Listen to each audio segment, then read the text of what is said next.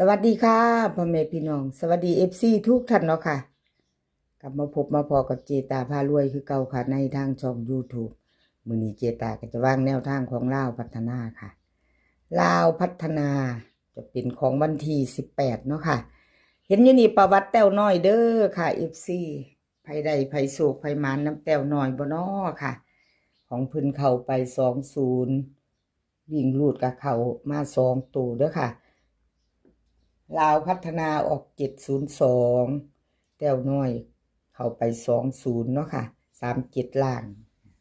วิ่งลูดเพิ่นเข้าไป2ตัวอยู่แล้วก็20เนาะพี่น้องตัวเน้นตัวเจาะของแต้วน้อยพร้อมเด้อค่ะเจตายเบิ่ง2งวดตัวเน้นตัวเจาะของแต้วน้อยเพิ่นออกตัวกลับเนาะค่ะ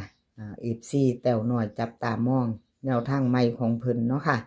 จับตามองมาไปใหม่ไปต่อไผยังบ่ทันใดท่านตามของแต้วน้อยเอามาค่ะจับตามองมาลุ้นมาฟังมาเบิ่งนำกันเนาะมาเบิ่งนำกันมาเบิ่งซอยกันว่าจะเข้าตาบ่ชอบบ่เนาะค่ะพี่น้องเอาที่เขาชอบเพราะมักเนาะค่ะแนวทางของแต้วน้อยถ้าชอบก็จัดขัดก็ผ่านเนาะมักของเซียนใดมักของผู้ใดเฮาจัดของผู้นั้นค่ะพิจารณาเอาเนาะค่ะแต้วน้อยค่ะลาวพัฒนาวิ่งลูดเพิ่นให้มา2กับ8ค่ะงวดนี้เพิ่นให้2ตัวเด้อค่ะวิ่งลูดซ้ายวิ่งซ้ายลูดจับตามอง2ตัว4หางค่ะ2822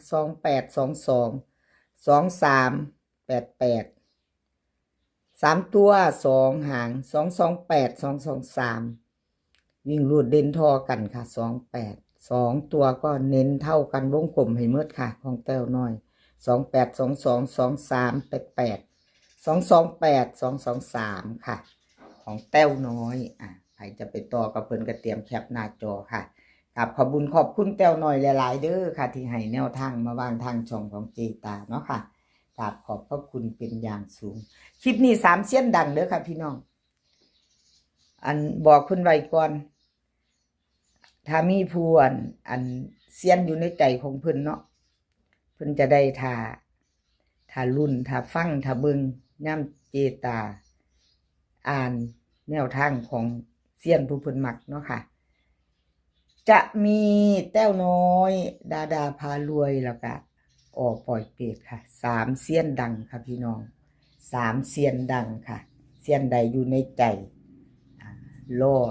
รุ่นรอรับชมรับฟังเนาะค่ะแคปหน้าจอแต้วน้อยแล้วไปต่อค่ะแคปแล้วไปต่อ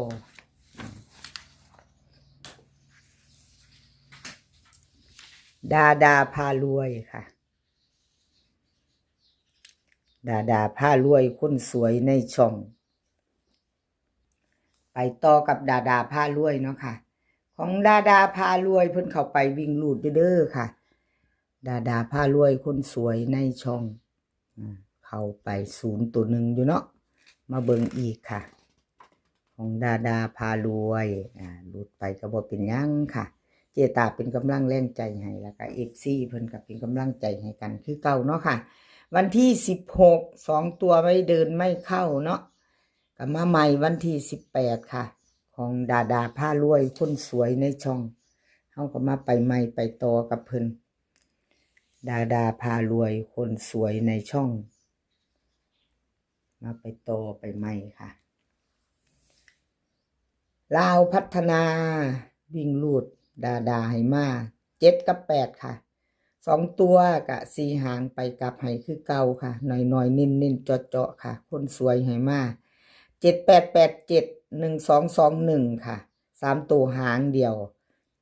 178 4ตัวค่ะหางเดียว2178ของดาพารวยคนสวยในช่องหน่อยเน้นๆเนาะค่ะพี่น้องไปจะต่อกับเพิ่นตามต่อค่ะกับดาพารวยพาพี่น้องไปเที่ยวโขงเด้อดาข้ามโขงไปนะคะไปเที่ยวลาวพัฒนานะคะคนสวยในช่องนะพา FC ไปเที่ยวเด้อดา ของเพิ่นกับดานี่ก็รูดยากอยู่ค่ะรูดก็บ่โดนแนวทางของเพิ่นวิ่งรูดของเพิ่นก็เข้าติดมาเนาะค่ะนั่นล่ะรูดแน่มาแน่ก็บางเทื่อก็ติดกันเนาะ เข้าแบบติดก็เป็นเรื่องธรรมดาของแนวทางเนาะค่ะพี่น้องเอาแคปหน้าจอแล้วไปต่อค่ะแคปหน้าจอแล้วไปต่อเป็นของใครแคปหน้าจอดาไว้เด้อค่ะพี่น้อง FC หน่อยหางผู้มักหน่อยเนาะค่ะ78แล้วก็12หางค่ะ3ตัวเพิ่นก็1หาง4ตัวเพิ่นก็1หางค่ะดาคนสวยเพิ่นให้มาแบบนี้FC มักหน่อยชอบหน่อยกะจัดค่ะแคปหน้าจอไว้แล้วก็จัดเนาะ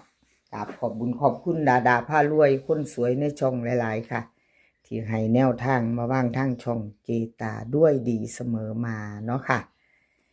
FC ใหม่พึ่งพานเขามาเห็นเด้อค่ะคลิปนี้3เซียนดังค่ะ3เซียนดังบ่หลายเซียนถ้าชอบแนวทางเนาะค่ะลาวพัฒนาแล้วก็ทางช่องของเจตาพารวยยังบ่ทันกดติดตามก็กดติดตามไว้ค่ะแล้วก็อย่าลืมกดกระดิ่งแจ้งเตือนจะได้บ่พลาดเนาะคลิปใหม่ๆที่เจตาลงไปเนาะค่ะจะได้เห็นเลยลงปุ๊บเห็นปั๊บเนาะค่ะ FC ใหม่เนาะค่ะกราบขอบคุญขอบคุณมาว่าจะเป็น FC ใหม่ FC เก่าเนาะที่เข้ามาติดตามรับชมรับฟังในช่องของเจตาพารวยกราบขอบพระคุณเป็นอย่างสูงค่ะเห็นอยู่นี่ประวัติปล่อยเปรตค่ะพี่น้องของปล่อยเปรตลาวพัฒนาออก702 3ตัวบน37ล่างเพิ่นเน้นตารางเด้อพี่น้องนี่วิ่งรูดล่างนี่เจตาเขียนบนวิ่งบนล่างเนาะบนล่าง6นี่เพิ่นเน้นบ่ได้เขียนว่าล่างอย่างเดียวเนาะ6 7เนาะอาจารย์ปล่อยเปรตว่าจังไดเจ้าถ้าได้ฟังอยู่ย่างล่างอย่างเดียวเด้อเจตาเขียนกำกับมาบอกเจตานำเด้อเพิ่นเขียนมาวิ่งล่างรูดล่าง7น่ะล่างอย่างเดียวเอามาตามต่อไปใหม่ค่ะกับปล่อยเปรตปล่อยเปรตมาตามต่อของเพิ่นวิ่งรูดเขาทั้งบนทั้งล่างเนาะพี่น้องกับขอบบุญขอบคุณปล่อยเปรตหลายๆเด้อค่ะที่ให้แนวทางมาวางทางช่องด้วยดีเสมอมากับขอบพระคุณเป็นอย่างสูงค่ะปล่อยเปรตเนาะสำหรับแนวทางเพิ่น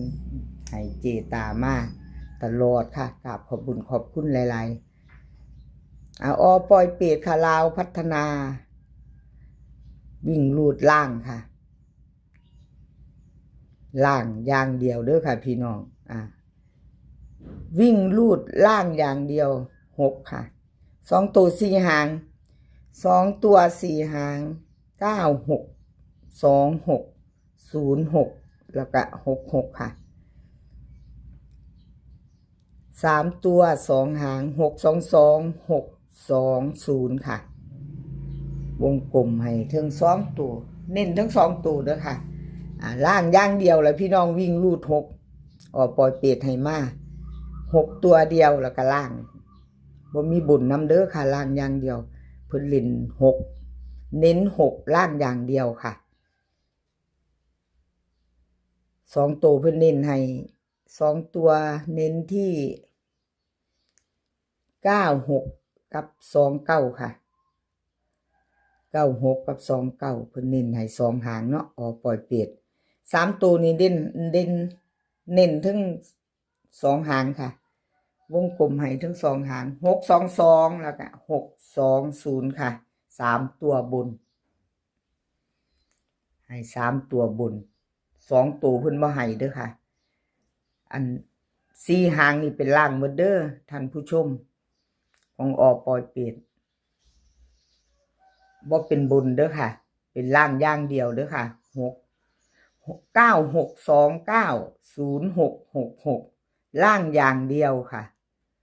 3ตัวบนคือ3ตัว2หางเด้อค่ะ FC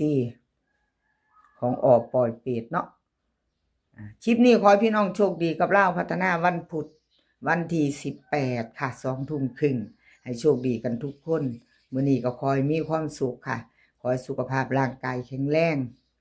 เดินทางไปไสก็ขอให้ปลอดภัยเดินทางไปขอให้มีโชคกลับมาขอให้มีชัยค่ะคลิปหน้าพอกันใหม่คลิปนี้ก็สวัสดีค่ะ